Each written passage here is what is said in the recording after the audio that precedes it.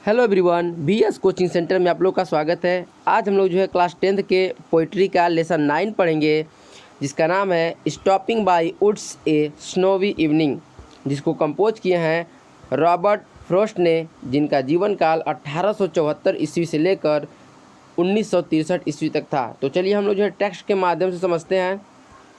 Whose woods these are I think I know. कह रहा कि वुड्स का मतलब होता है जंगल। ये जंगल किसके हैं?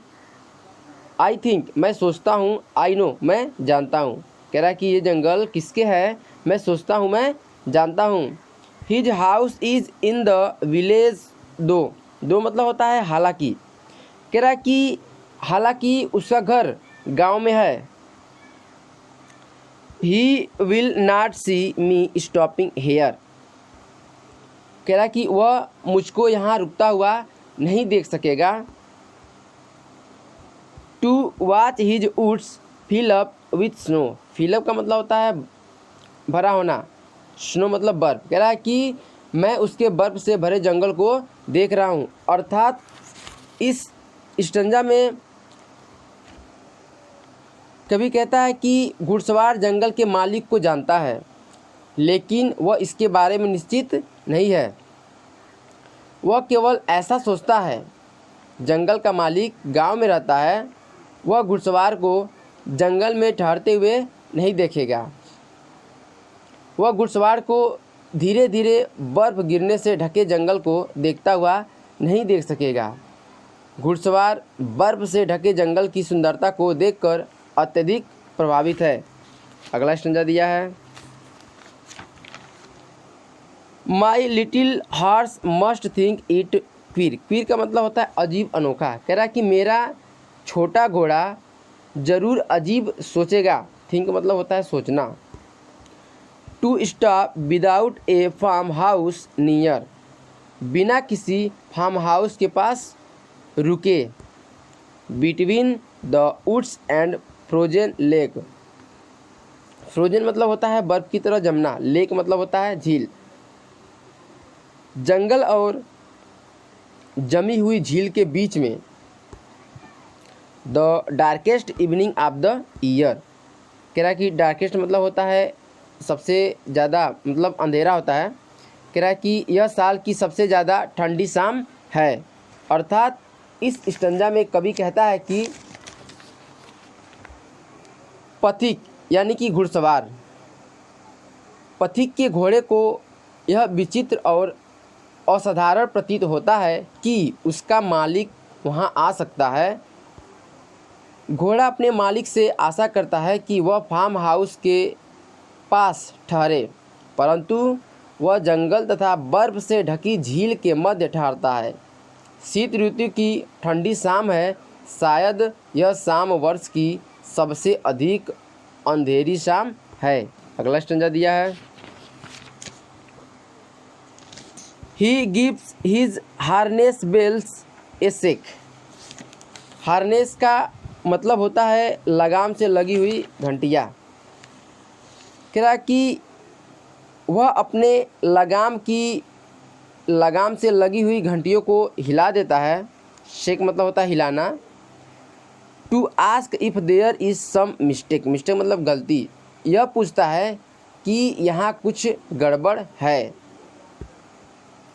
The only other sounds of the sweep of easy wind and downy lake. Sweep का मतलब होता है नीचे खिसकना। डाउनी लेक का मतलब होता है बर्फ़ के छोटे छोटे टुकड़े। कह रहा है कि और दूसरी आवाज़ है हवा के चलने की और बर्फ़ के छोटे छोटे कोमल टुकड़े के गिरने की। अर्थात इस स्टंजा में कवि कहता है कि घोड़ा अपना सिर एक ओर से दूसरी ओर हिलाता है और अस्त्र सज्जा से बधी घंटियों से ध्वनि पैदा करता है। घुड़सवार सोचता है मानो घोड़ा उससे पूछ रहा है कि बर्फीले संध्या काल में जिससे खतरनाक स्थिति पैदा हो गई है, जंगल में रुकना कोई गलती तो नहीं है। दूसरी ओर बहुत धीमे स्वर में सुनी जाने वाली ध्वनि धीमी गति से बहने वाली हवा से और बर्फ़ के छोटे छोटे कोमल टुकड़ों के गिरने से उत्पन्न हुई है। इस प्रकार वातावरण बहुत ही खतरनाक हुआ है, यद्यपि वहाँ पूर्ण शांति है। अगला स्टैंजा और आखिरी स्टैंजा दिया है। The woods are lovely dark and deep.